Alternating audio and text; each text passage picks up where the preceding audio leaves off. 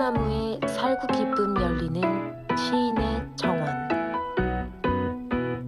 대추나무에 대추희망 열리는 풀잎 놀이터. 표광소 시인의 정원.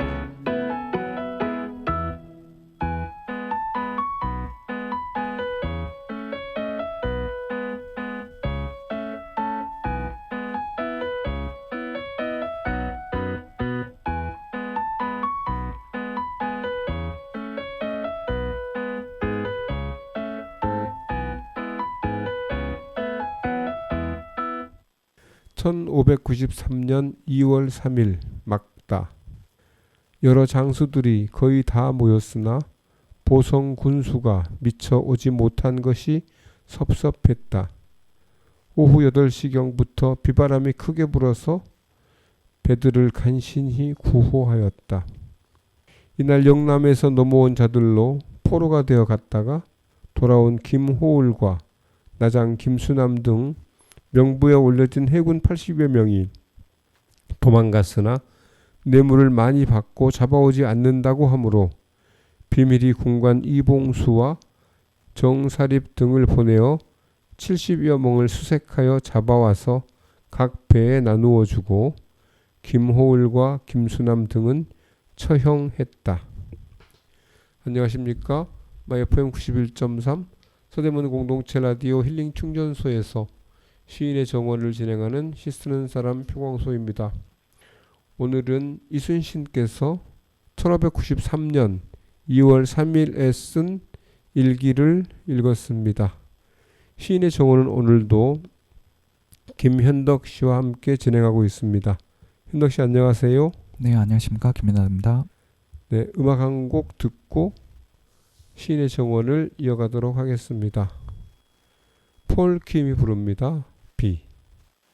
비가 내리다 말다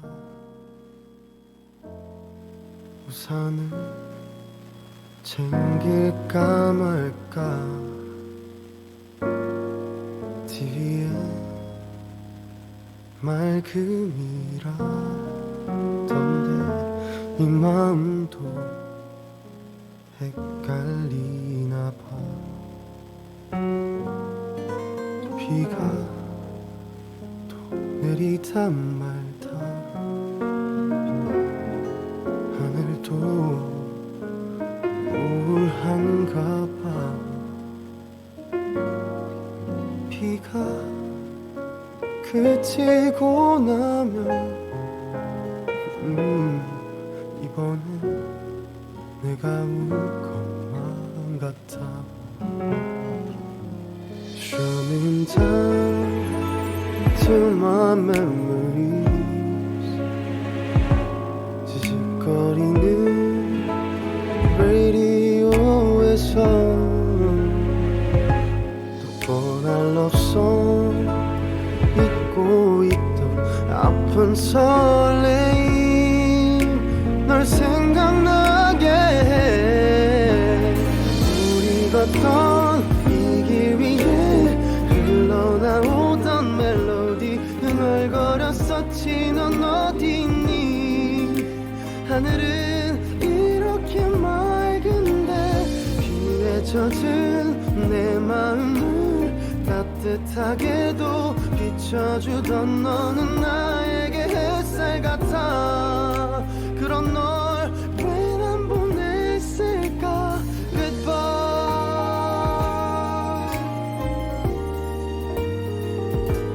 So hard to lose, easy to repeat. 북숙인 얼굴 널 알아봤을까. I'm losing my breath.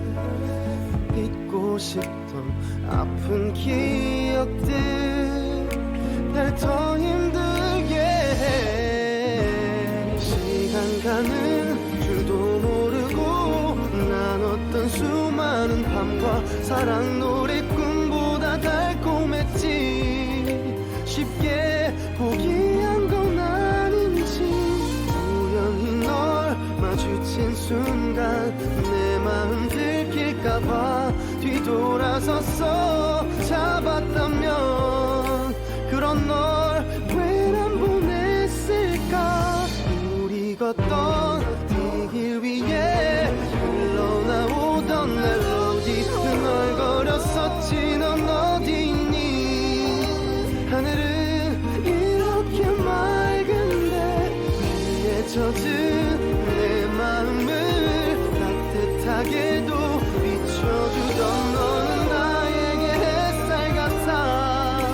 그런 널 왜 안 보냈을까. Goodbye.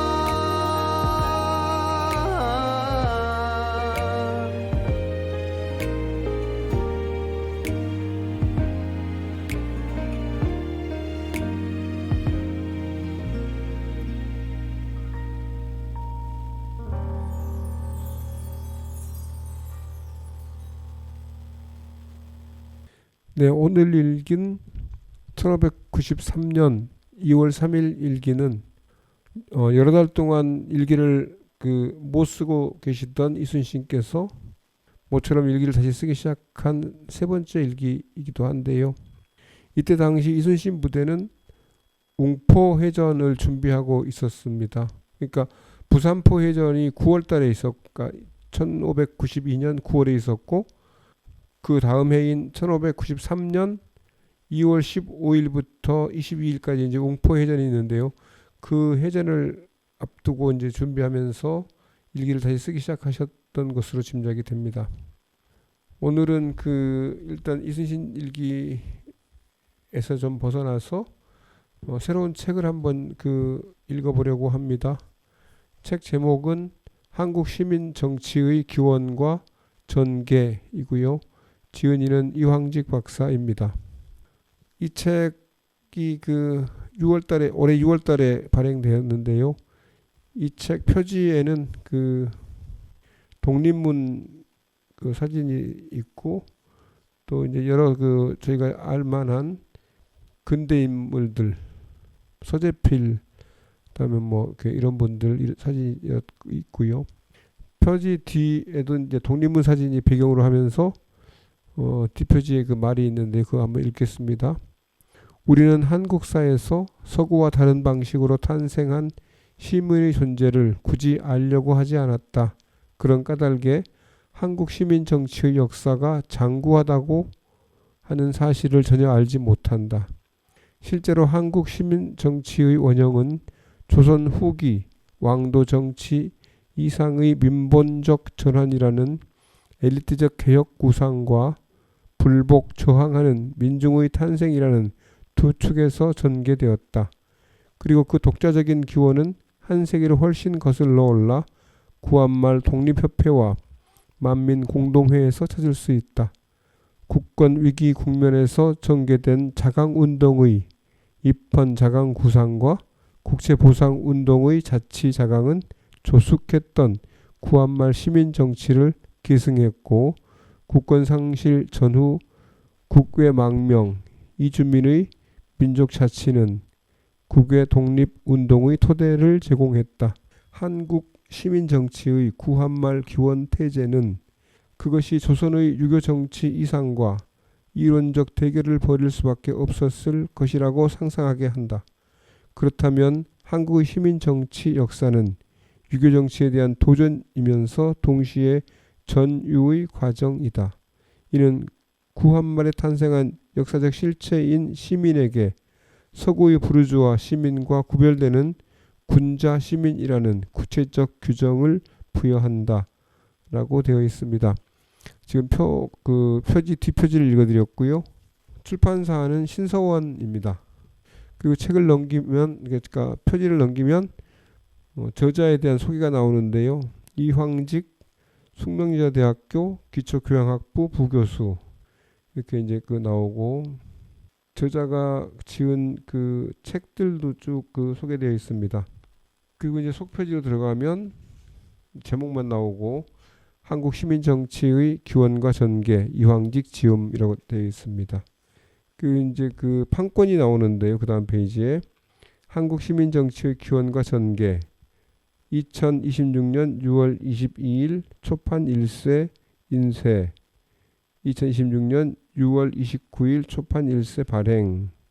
지금이 7월 초니까요. 아주 따끈따끈한 책을 한 권 제가 들고 왔습니다.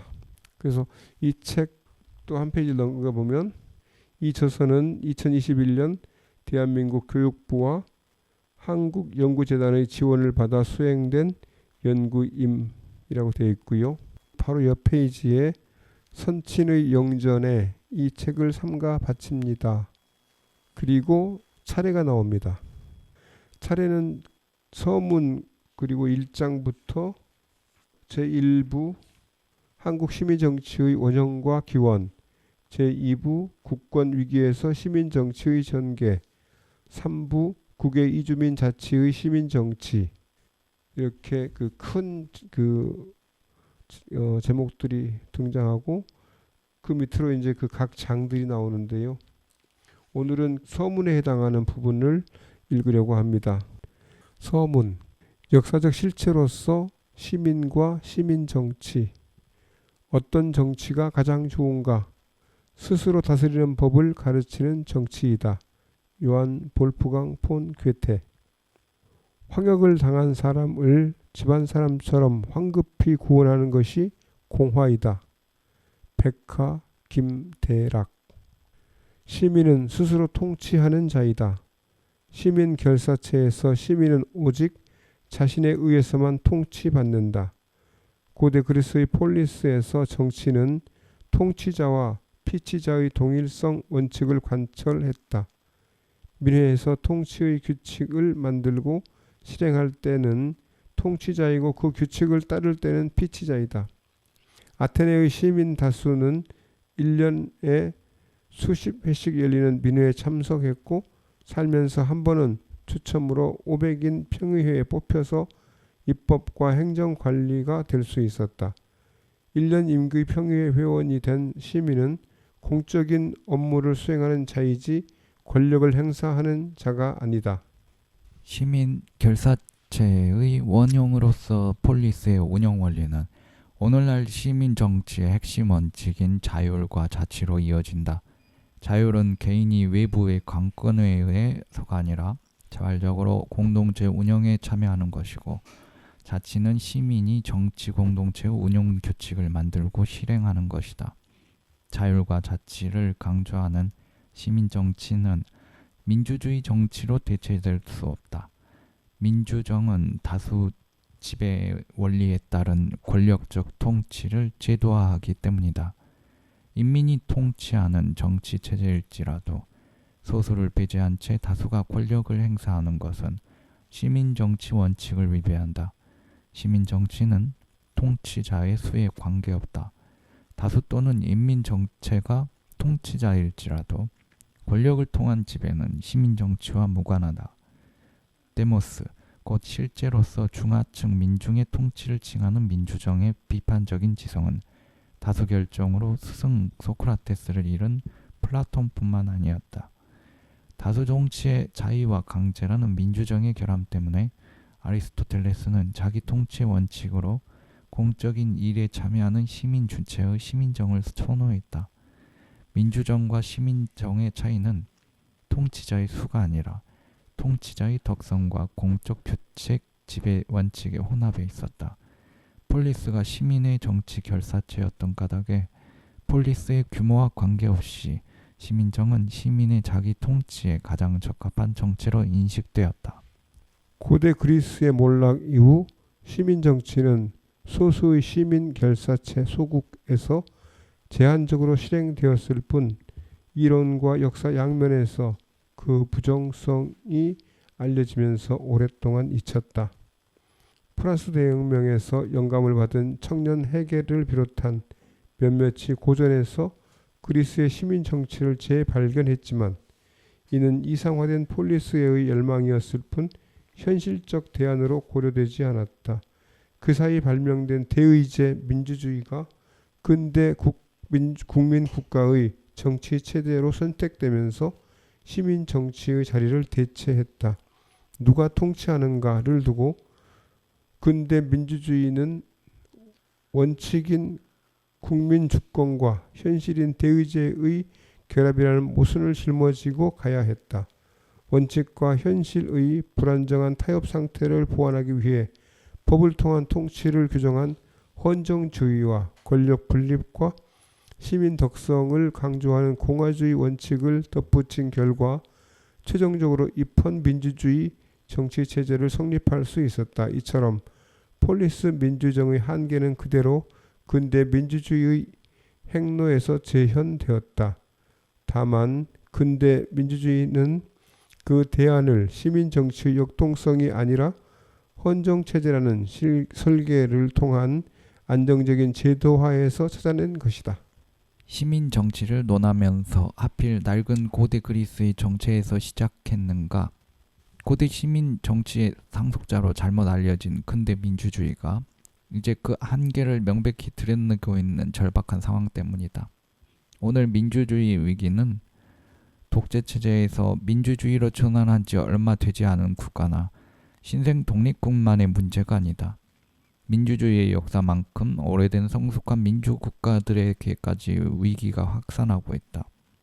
원인은 다양하나 위기의 양상만큼은 공통적인데 바로 민주적으로 집권한 세력이 제도가 보장하는 다수 권력을 제약 없이 행사해서 헌정체제를 무너뜨렸다는 점이다.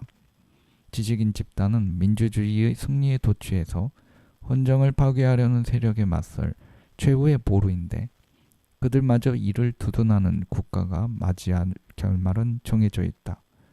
처음에는 다수 독재로, 나중에는 조직된 소수의 독재로 기결되는 것이 인류 역사의 공리이다.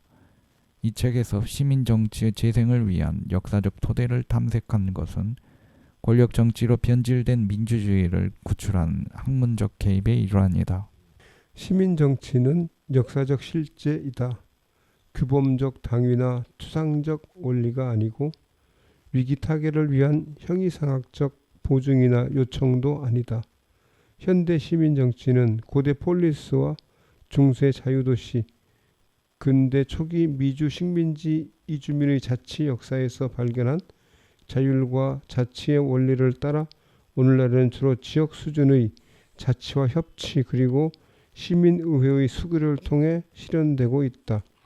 서구의 시민정치가 그 역사를 통해 발전시킨 원리와 제도의 기초에서 전개되었다면 오늘 우리의 시민정치 실행을 위해서도 먼저 우리의 역사적 사례를 찾아보고 이를 토대로 이론화와 제도화를 모색해야 한다. 우리 사회과학에는 과거 조선의 유림이 그러했듯이 외국 이론을 금과 옥조로 섬기면서 제 역사와 인물론 들여다보지 않은 고질이 있다. 1987년 민주화 운동 이전에 고작 한 세대 앞서 1960년의 시민혁명이 있었다는 것을 자주 잊고 1990년대 시민운동보다 무려 한 세기 앞서 독립협회의 토론회와 만민공동회가 있었다는 것을 무시한다. 고대 폴리스와 중세 자치도시의 시민을 구별하고 근대 국가에 맞선 시민을 부르주아지와 공민으로 구분하는 데는 익숙하면서도 한국사에서 서구와 다른 방식으로 탄생한 시민의 존재는 굳이 알려고 하지 않는다. 그런 까닭에 한국의 시민 정치 역사가 장과다는 사실을 전혀 알지 못한다. 실제로 한국 시민 정치의 원형은 2세기 이상 거슬러 올라 조선 후기 실학의 개혁 구상과 불복하는 민중이라는 위와 아래 두 방향의 전개에서 발견된다. 그리고 그 독자적인 기원은 한 세기를 훨씬 거슬러 구한말 독립협회와 만민공동회에서 찾을 수 있다. 국권 위기 국면에서 전개된 자강운동의 입헌과 자치 그리고 국외 독립운동의 망명, 이주민 자치는 조숙했던 시민정치의 역사를 계승한 것이다. 한국 시민정치의 구한말 기원 태제는 그것이 조선의 유교정치 이상과 이론적 대결을 벌일 수밖에 없었을 것이라고 상상하게 한다.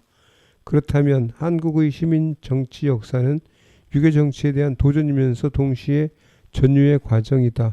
이는 구한말에 탄생한 역사적 실체인 시민에게 서구의 부르주아 시민과 구별되는 군자 시민이라는 그 차이를 구체적 규정을 부여한다. 유교의 군자도 스스로 통치하는 존재이다. 다만 통치의 방향이 시민과 다르다. 서구 시민의 자기 통치가 정치 결사체라는 외부를 향해 뻗어나간 정치적 주체의 실천인 것과 달리 군자의 자기 통치는 내면의 도덕적 완성을 향했다. 수기와 치인의 균형을 통해서 군자가 통치의 방향을 내부에서 외부로 확충해 간다고 할 수 있지만 그는 군주의 통치를 보조하는 자이지 통치자는 아니었다. 국권 위기에 닥쳐 뒤늦게 서구 국법과 정치를 탐구한 조선의 유림은 자기 통치 문제에 부딪혀 곤혹스러워했다. 무력한 군주를 대신할 국권 회복의 주체로 신민을 깨우쳐 신민, 곧 새로운 시민으로 거듭나게 해야 하는데 그러면서도 도덕 주체로서 군자 이상을 포기할 수는 없었다. 한국 시민 정치의 특수성으로서의 도덕주의 성향은 이러한 역사를 배경으로 한다. 역사는 어느 한 집단의 의지를 따르는 순탄한 오솔길이 아니라 여러 세력의 의지가 경쟁하며 충돌하는 교차로에 가깝다. 바우치는 독백 대신 대화의 관점으로 문학로를 혁신했는데 대화주의 관점에서 역사는 제각기 의지를 실현하려 경쟁하는 다양한 주체들의 상호작용이 빚어내는 의도하지 않은 결과이다. 이런 관점은 민족주의 또는 민주주의 같은 단일 이념이나 사관에서 도출된 목전론적 서사의 틀에 실제 역사를 가둬온 우리 학계의 제약을 벗어나는 데 도움이 된다. 대화적 관점에서 한국의 근현대사는 임박한 구체제의 붕괴 앞에서 새로운 질서를 수립하려 한 다수의 주체가 정해진 각본 없이 저마다 역할을 맡아 경연해간 장편의 무대이다. 어제의 역적은 오늘의 충신이 되었고 그 반대의 경우도 많다. 가장 완고했던 마음에서 개혁의 빛이 뿜어져 나오기도 했고 개혁을 외친 대가로 위치위나 특권을 챙긴 이가 많았다. 민족과 민주를 외쳤던 세력이 단 하나의 목소리를 강제하는 전체주의 집단으로 전락하기도 했다. 에피소드로 보기에는 너무 잦아서 진부한 클리셰로 보일 지경이다. 그런데 눈길을 주다가 정말 중요한 장면은 놓치기 일쑤였는데 바로 주체 간의 화해이다. 보수와 개혁으로 나눠 대립하는 세력들은 서로 상대를 부정하지만 부정은 서로를 매개하는 계기로 더 높은 차원에서 상대방을 긍정성을 통해 자기 한계를 넘어서게 한다. 민족과 민주의 이념을 강요하는 객체화된 역사는 이를 읽어내지 못한다. 조울적 목적을 전제하는 단선적 역사관, 객관적 결과를 주관적 의도로 설명하려는 음모론적 역사관 등에서는 패러독스나 아이러니로 간주해서 역사서술에서 빚어두곤 했던 사례와 현상들이 대화적 역사관에서는 이해하고 설명해야 할 사태로 인식된다. 다수 주체를 상정하는 긴 호흡의 통사저술은 그러한 역사를 포착하는 데 적합하다. 그동안 역사에서 배제된 작은 목소리들이 사실은 거대한 변화를 불러일으킨 상호작용의 계기로 새롭게 조명될 수 있다는 점에서 대화적 역사관은 철학적 변증론의 본질을 향한다. 네, 음악 한 곡 듣겠습니다. 박혜원이 부릅니다. 조제. 안녕 그대 미안해 말아요 그대를 만나 정말은 보겠어요 걱정 말아요 그대가 보여준 눈부신 세상은 내 맘속에 전부 그대로인 걸요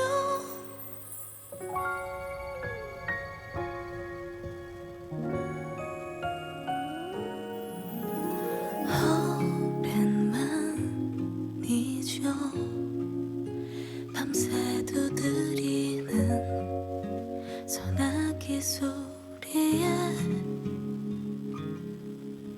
그대가 떠올라 혼잣말을 하죠 잘 지내나요 어떤가요 그대와 갔던 가까운 바다에 혼자 갔죠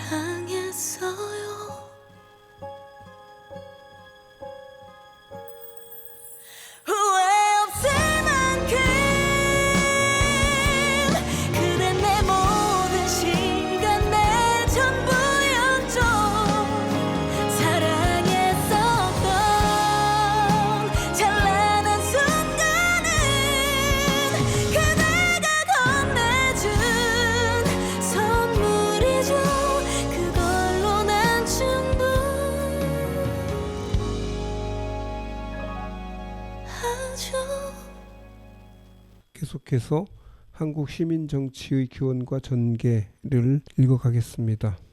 이 책 15쪽부터 읽겠습니다.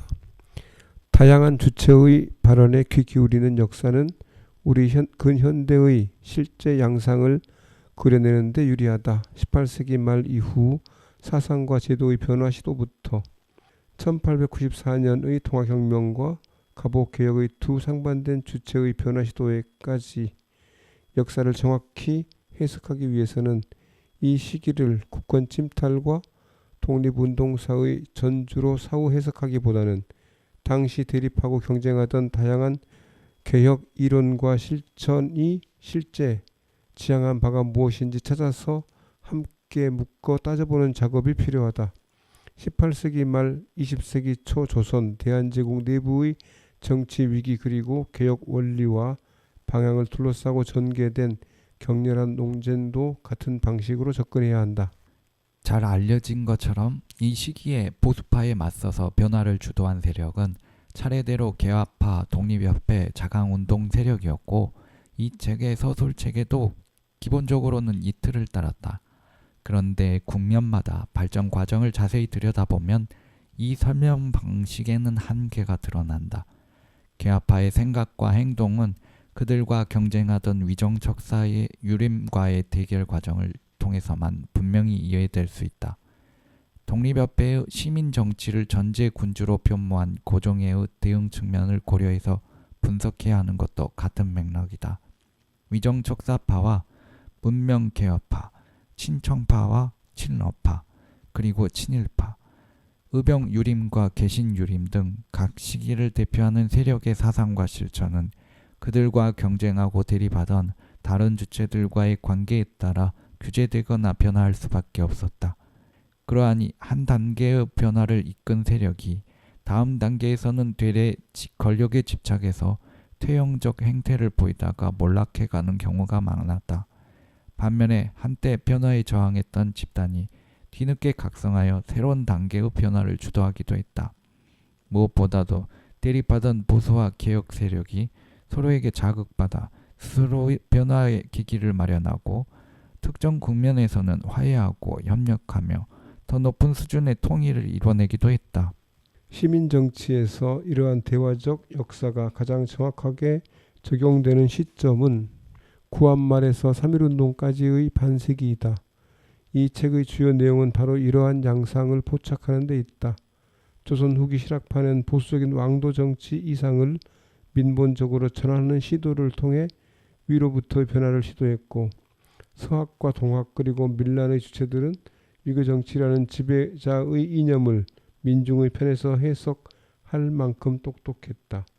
구한말 조선의 유림은 보수주의의 사회적 토대였고 다수는 국망 이후 1910년까지도 변화에 적대적이었다. 그런데 갑오개혁과 독립협회의 영향으로 이미 1890년대 후반에 이르면 청장년 유림 관료와 개혁 성향의 재경, 상경 유림을 중심으로 유교 정치를 근대 시민 정치 원리로 전유할 수 있다는 신념 체제를 확산해 나갔다.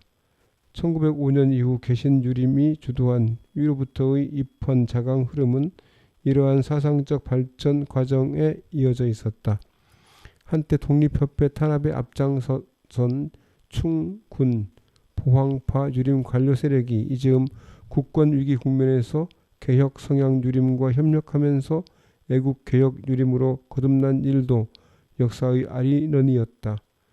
유교적 시민 정치 이론의 발전에는 국내 정치 세력과의 교섭뿐만 아니라 당대 중국과 일본의 개혁 사상의 영향도 있었는데 그 가운데 량치차오의 영향은 절대적이었다.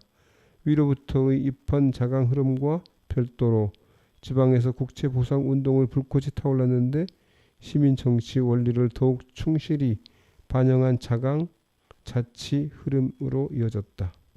국망 전후 국내 시민 정치의 무대는 하릴 없이 국외로 옮겨졌다. 이때 정치적 망명객과 경제적 이주민이 결합한 지역 단체 자치와 민족 자치를 목표로 하는 공동체가 다수 생겨났는데 이는 훗날 시민 주체의 새 국가 건설 구상의 물질적 토대가 되었다. 미주 지역 이주민 자치를 기반으로 신민회와 대한민국민회는 각지의 자치기관을 통합하는 아래로부터의 통일국가 계획을 실행했다. 국망 전후 국외로 망명한 가장 보수적인 화서학파 의병 유림조차 자치규약에 따라서 정치결사체를 경을성하며 제기를 도모했고, 뒤늦게 변화한 유림 집단인 영남의 혁신유림은 얼마 후 서간도로 집단 망명해서 마침내 유교적 시민정치 원리에 충실한 자치를 실현하고, 이를 기반으로 독립운동 기지를 건설했다. 북간도에서는 개혁적 기독교 세력과 전통적 유림 세력이 민족 자치의 주도권을 두고 경쟁하기도 했다. 한편 가장 늦게까지 유교 전통을 수호한 국내 보수 유림도 1910년대 말에 이르면 3.1운동과 파리 장소운동의 영향으로 근대적 정치 사회관념을 수용하고 사회단체 기반의 유교적 시민정치 활동에 나섰다. 미주, 연해주, 서간도와 북간도 등 한인 망명객과 이주민의 자치 공동체 결성과 이를 통한 아래로부터의 독립국가 수립 계획은 그것보다 몇 세기 앞선 영국 식민 지식이 청교도 이주민의 타운 건설과 자치가 미국 독립혁명의 인적 정신적 자원을 제공한 역사에 비견할 수 있다. 한국 시민정치의 역사를 담아내면서 이 책에는 어려운 시기를 살아간 시민정치 개척자들의 행적이 서술되어 있다. 이들도 사람인지라 하필 말세에 태어나서 외세의 침략과 내부의 정변 그리고 마침내 망국까지 겪는 데 대해 분통하고 억울한 마음이 들지 않을 수 없었으리라. 예컨대 위당 정인보 선생이 지은 묘지명의 주인공인 해학 이기가 그러했다. 이기는 개혁을 위해서 동학군 진영에 찾아가 서울 진군을 주장하기도 하고 정권을 바뀔 때마다 권력자들과 다퉈도 보고 수당이 이남규를 따라 안동으로 가서는 을미 의병 유림에게 일가를 하고 상감에게 상소도 해보고 양전 사업의 실무자가 되어보기도 했으나 성과는 미미했다. 을사조약 기밀을 알아차리고도 바다를 건너가 일본의 실세들을 꾸짖고 구슬려도 보았으나 실패했고 돌아와서는 매국 대신에 격살하려 했으나 그 또한 실패했다. 대한자강회와 호남학회에서 개신유림을 대표해서 필봉을 휘둘렀고 대종교 부활에 동참하기도 했으나 상황은 나아지기는커녕 더욱 악화해갔다. 결국 1909년 7월 자진하여 62년간의 삶을 마쳤다. 그가 자충우돌하며 빚어낸 틈에서 개신유림이 탄생할 수 있었고 유림으로서 다듬어진 자강과 자신의 논리는 유교의 시민정치를 전환에 큰 영향을 미쳤다. 사람이 도를 크게 하는 것이지 도가 사람을 크게 하는 게 아니다. 공자의 말씀이다. 이는 시민정치에도 적용된다. 시민이 시민정치를 만들고 키워가는 것이지 꼭 시민정치제도나 이론이 먼저 있고 나서 시민이 나서는 게 아니다. 이 책에 시민정치를 낳고 기른 인물의 삶과 생각을 적어둔 까닭이다.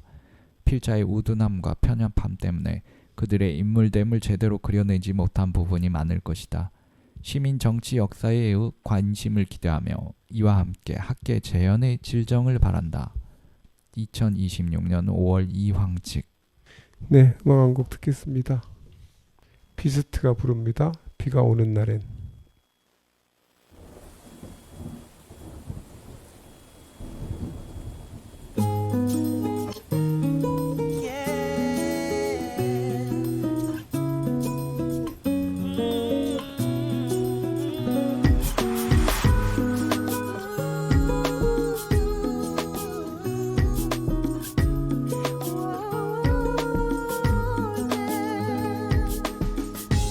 세상이 어두워지고 조용히 비가 내리면 여전히 그대로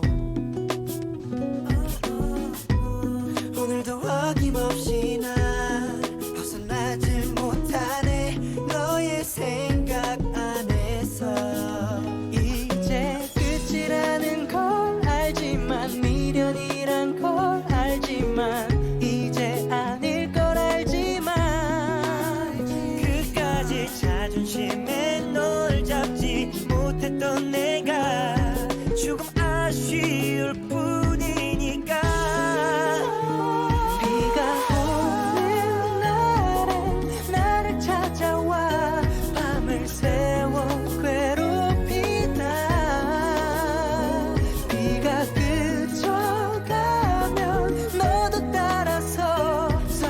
서서히 조금씩 그쳐가겠지. 취했나 봐 그만 마셔야 될 것 같아. 비가 떨어지니까 나도 떨어질 것 같아. 뭐 네가 보고 싶다거나 그런 건 아니야. 다만 우리가 가진 시간이 좀 날카롭고 네가 참 좋아했었던 이런 날이면 아직 너무 생생한 기억을 꺼내놓고 추억이란 덫에 입으로 발을 들여놔. 벗어나려고 발버둥 뒤쳐치잖아. 너를 다 지워냈지만 모두 다 비워냈지만 또 다시 비가 내리면 힘들게 숨겨놨던 너의 모든 기억들이 다시 돌아와 널 찾나봐. 비가 오는 날엔 나를 찾아와 밤을 새워 괴롭히다. 비가 그쳐가면 너도 따라서 서서히 조금씩 그쳐가겠지. 너에게로 이제 돌아갈 길은 없지만 지금 행복한 너를 보면 난 그래도 웃어볼게. 널 잡을 수 있었던 힘이 내겐 없었으니까. 비가 오는 날엔 나를 찾아와 밤을 새워 괴롭히다. 비가 그쳐가면 너도 따라서 서서히 조금씩 그쳐가겠지. 어차피 끝나버린 걸 이제와 어쩌겠어. 뒤늦게 후회나는 거지. 떨어진 놈처럼 비는 항상 오니까 계속 반복되겠지. 그치고 나면 그제서야 나도 그치겠지. 비는 항상 오니까 계속 반복되겠지. 그치고 나면 그제서야 나도 그치겠지. 네, 이왕직 교수가 지은 한국 시민 정치의 기원과 전개를 지금 읽고 있는데요.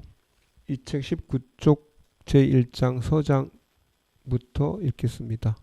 서장, 왜 시민 정치인가? 세계적 차원에서 민주주의 위기가 진행 중이다. 그런데 이를 신자유주의적 세계화라는 일반적인 요인으로 설명할 수 있다고 해서 특정한 한 민주 체계의 위기를 그 경제적 요인으로 환원해서 설명하는 것은 분할의 오류에 해당한다. 한 나라의 정치 위기는 사회 경제적 요인이 영향을 미치는 것은 분명하지만 무엇보다도 정치 체계가 그러한 요인에 어떻게 대응하는가에 따라서 위기 대응 결과는 달라진다. 타협과 협력의 정치 문화와 확고한 민주주의의 신념을 갖춘 정치 지도자의 역량이 더 중요한 변수가 되는 것이다. 그렇게 민주주의의 정치 체제가 유지되기 위해서는 정치 제도와 시민의 문화적 습속이 중요하다는 토큐블의 분석은 거의 2세기가 지난 오늘날의 상황에도 적확하다.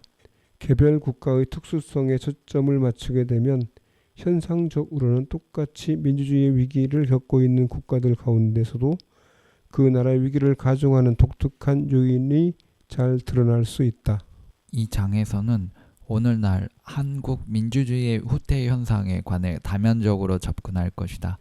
민주주의의 세계적 후퇴와 연동된 한국 민주주의의 상황을 설명하려면 결국 민주화 이후 한국 민주정치 제도화에 미친 지난 30여 년간의 정치 행태를 분석할 필요가 있다.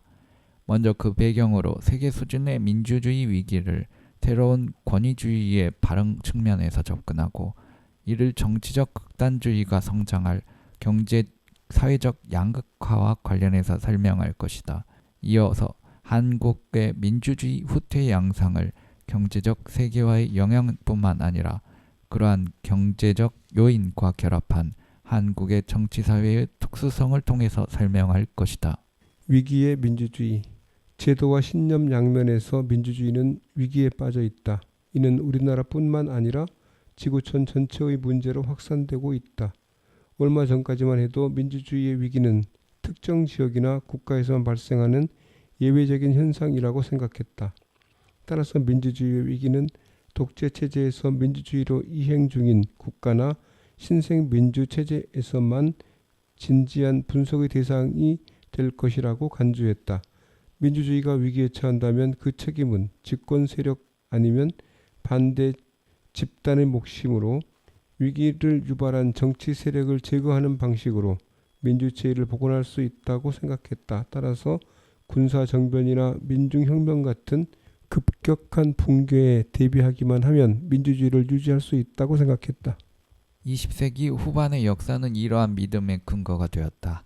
제2차 세계대전 종전 이후 신생 독립국의 민주주의 제도 채택, 그리고 1970년대 이후 남은 유럽의 민주화, 1980년대 이후 남미, 동아시아, 동유럽에 이르는 거대한 민주화의 흐름으로 민주주의의 승리를 확신할 수 있었다. 소련 붕괴와 더불어 1990년대 중앙아시아의 순차적 자유화에 이르기까지 민주주의의 물결은 도저히 거스를 수 없는 흐름이었다. 이에 따라 1990년대 이후 민주주의 연구는 이제 민주적 체제로 전환한 국가가 어떻게 민주주의를 공고할 것인가에 중점을 두고 국가별 비교 연구를 진행하기 시작했다. 낙관이 비관으로 바뀌는 데는 오래 시간이 필요치 않았다. 소련 붕괴와 함께 이른바 역사의 종언을 구가하던 1990년대의 글로벌 스탠더드로 자리한 서구의 가치가 마치 세계의 보편 원리인 양 위세를 떨쳤지만 그 이면에는 그 일방성에 대항하게 될 온갖 종류의 반동적 특수주의를 배태하고 있었다. 신자유주의가 이끈 경제적 세계화의 압력은 곧바로 종족주의와 원리주의의 종교 세력의 부활을 초래했다. 요컨대 맥월드가 자하들을 불러온 것이다. 이러한 극단적 사례를 환기하지 않더라도 오늘 민주주의 쇠퇴의 제1차 계기가 1980년대 이후 급속한 경제적 세계화가 불러일으킨 정치적 환경 변화에 있다는 짐작에는 무리가 없다. 초국가 기구와 초국적 기업 같은 글로벌 행위자가 주도하는 세계화의 압력을 개별 국가의 힘으로 감당하기는 어렵기 때문이다. 근대 국민국가는 갈등 사안을 공론장과 정치사회에서 논의하고 이해관계를 조정하는 정치제도와 관행을 발전시켰지만 세계화의 가속화로 개별 국가가 사회 갈등에 개입하고 조정할 여지가 줄어들었다. 국가의 제도적 갈등 해결 능력이 감소하면서 비제도적 영역의 좌우 포퓰리스트가 지극히 민주주의적인 방식으로 정치사회에 진입할 기회를 얻게 된다. 선거라는 공적 제도를 통해 집권한 포퓰리스트 세력은 제도와 비제도 영역 모두를 장악하는 압도적 권력으로 공론장을 무력화하고 반대 세력의 결집을 봉쇄한다. 베네수엘라의 차베스와 마두로는 경제적 양극화 상황에서 고통받는 민중의 분노를 자극해서 선거에서 일단 승리만 하면 입법부와 사법부 그리고 기타 헌법기관들을 장악해서 민주주의 정치 내부에서 국민 주권을 무력화할 수 있다는 것을 가르쳐주는 상징적 인물이 되었다. 물론 베네수엘라를 비롯한 민주체제 일부의 붕괴를 들어서 세계 차원에서 민주주의가 후퇴하고 있다고 섣불리 진단할 수는 없다. 같은 시기에 중동과 북아프리카에서는 디지털 기반의 소셜 네트워크 서비스를 활용한 시민혁명이 전개되어 민주주의가 계속 진전하고 있다는 희망을 품게 하기도 했다. 이어진 시리아 혁명은 러시아 개입으로 좌절을 겪었지만 거기서 촉발한 난민 사태 와중에 3살짜리 소년 알란 쿠르디의 시신 사진이 소셜미디어를 타고 유럽 시민의 각성을 가져와서 결국 유럽 국가들이 포용적 난민 정책으로 전환하게 했다. 인권과 자유 같은 민주주의 가치가 종교와 문화의 장벽을 허물고 세계화할 수 있는 계기가 된 것이다. 이처럼 21세기 정부와 혁명은 시민의 성찰성을 국가와 인정의 경계 너머에서 펼치는 글로벌 시민사회의 기술적 기반을 마련했고 이는 다시 민주주의를 재활성화하는 선순환의 환류 고리를 형성하는 듯 보였다. 그런데도 21세기 들어서 신생 민주국가에서 권위주의 체제가 들어서는 현상이 점점 늘어났고 2008년 미국 금융위기 이후에는 성숙한 민주국가에서도 민주주의 위기 징후인 사회갈등 심화와 정치 진영 간의 극단적 대립이 일상화하기 시작했다. 이에 따라 비교 정치학계에서는 기존의 민주화 연구 흐름이 쇠퇴하고 그 대신 독재 연구가 그 자리를 대체하기 시작했다. 이런 흐름에서 민주주의 저널은 25주년 특집으로 민주주의는 쇠퇴하고 있는가라는 주제를 다루고 공동 편집인 다이아몬드는 실증 자료를 종합해서 2005년에서 2014년 사이 민주주의 붕괴와 권위주의의 부활이 동시에 진행되고 있었다고 결론 내렸다. 반면에 레비츠키와 웨이는 민주주의가 위기에 처했다는 인상은 1990년대 민주화 연구자와 기관들이 과도하게 민주화를 낙관적으로 분석한 것 때문에 오도된 해석의 결과일 뿐이라고 주장했다. 과거 독재 국가들에서 일어난 작은 변화를 민주주의로의 이행신호로 잘못 분석할 결과 마치 오늘날 그 국가들에서 민주주의가 후퇴하는 것처럼 오인하는 것이라고 비판했다. 따라서 이들은 21세기의 민주주의는 후퇴한 것이 아니라 경제의 위기와 지정학적 영향 등의 요인과 결합하여 원래 권위주의 상태로 복원된 것이라고 보았다. 민주주의의 위기에 대한 상반된 평가 가운데 어느 편이 더 정확했는지는 2016년 이후 미국을 비롯한 세계적으로 발현한 민주주의의 위기를 통해서 스스로 판단할 수 있을 것이다. 예, 음악 한 곡 듣겠습니다. 파테고가 부릅니다. 레이니 데이.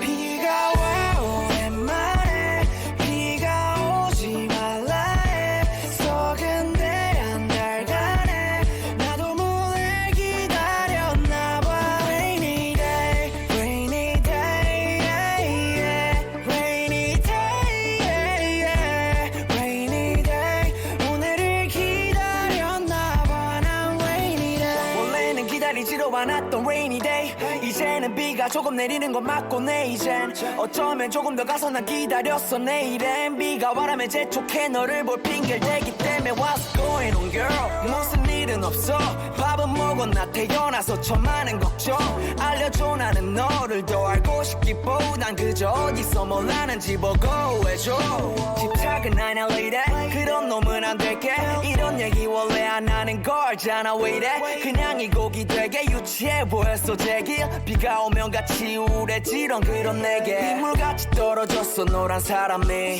물론 나는 너에게 어떤 사람 같았니 비가 올 때 우산 사줄 바엔 차라리 나는 같이 맞는 게 좋으니까 걷다같이 비가 와 오랜만에 비가 오지 말라 해 서근대한 달간에 나도 문을 기다렸나봐 Rainy day, rainy day, yeah, yeah. Rainy day, yeah, yeah. Rainy day 오늘을 기다렸나봐 난 Rainy day 준비되어 있지 않았어 나 혼자 울곤 했어 빗소리에 맞춰 혼자 참 좁았었지 몇 평 남짓한 공간에 노랜 적막과 어둠만이 너가 내게 오기 전까지 한창 열고 확인해 왜서 손벌어이 시대여 하늘이 어두워지면 거리 환하게 빛내요 모른 줄 했나봐 거리에 형형색 umbrella 너와 발 맞춰 걸어 불빛 위에 like a shadow 계속 이렇게 있었죠 I'ma treat you better better 너는 되고 내 인생의 new chapter 비가 오는 것도 좋지만 말했잖아 네 rainbow 다시 너와 보고 싶어 till the sunrise and sunset 비가 올 기다려본 적은 처음이야 떨어지는 소린 노크 같아 처음이야 너가 내 하루에 들어와 다행이야 You're the reason why I'm waiting on a rainy time 비가 와 오랜만에 비가 오지 말라 해 서근대한 달간에 나도 문을 기다렸나봐 Rainy day, rainy day, yeah, yeah. Rainy day, yeah, yeah. Rainy day 오늘을 기다렸나봐 난 Rainy day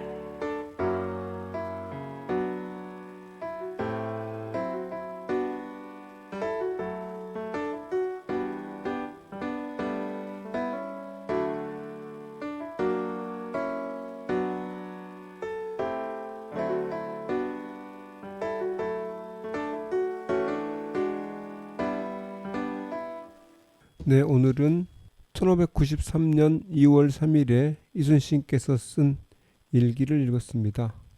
그리고 새로운 책을 한 권 들고 왔는데요. 숙명여대 이황지 교수가 지은 한국 시민 정치의 기원과 전개라는 책입니다. 이 책은 근대 민주주의의 위기 상황을 진단하고 거기에 대한 새로운 어떤 진로를 모색해 나는 점에서 제 눈에 띄었는데요. 이 책을 당분간 좀 읽어보려고 합니다.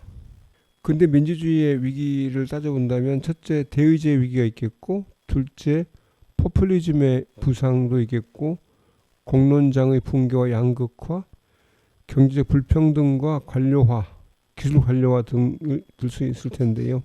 과연 이황직 교수는 이런 어떤 근대 민주주의의 위기 상황에 대해서 어떻게 문제를 제기하고 또 어떤 새로운 진로를 찾는지 한번 앞으로 읽어보려고 합니다. 오늘 제가 준비한 내용은 여기까지입니다. 다음 주에 또 뵙겠습니다. 고맙습니다. 감사합니다. 1593년 2월 3일 막다. 여러 장수들이 거의 다 모였으나 보성 군수가 미처 오지 못한 것이 섭섭했다. 오후 8시경부터 비바람이 크게 불어서 배들을 간신히 구호하였다. 이날 영남에서 넘어온 자들로 포로로 되어 갔다가 돌아온 김호을과 나장 김수남 등 명부에 올려진 해군 80여 명이 도망갔으나 뇌물을 많이 받고 잡아오지 않는다고 하므로 비밀히 공관 이봉수와 정사립 등을 보내어 70여 명을 수색하여 잡아와서 각 배에 나누어 주고 김호을과 김수남 등은 처형했다.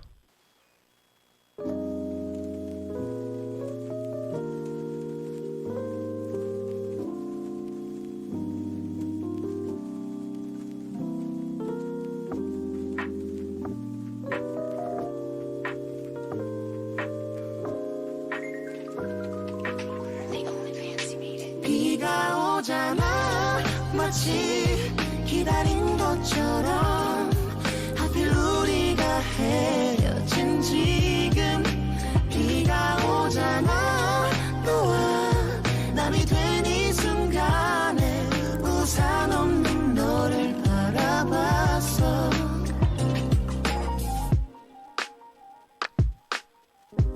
생각보다 더 쉽더라 우리가 헤어지는 게 죽을 것처럼 널 사랑했는데 고작 몇 마디로 우린 날 잡아줄까 헛된 기대를 아직 놓지 못했었나 봐 사실 알았어 이제 네 눈빛은 저 빛처럼 차가워졌다는 비가 오잖아 마치 기다린 것처럼 하필 우리가 헤어진 지금 비가 오잖아 너와 남이 된 이 순간에 우산 없는 너를 바라봤어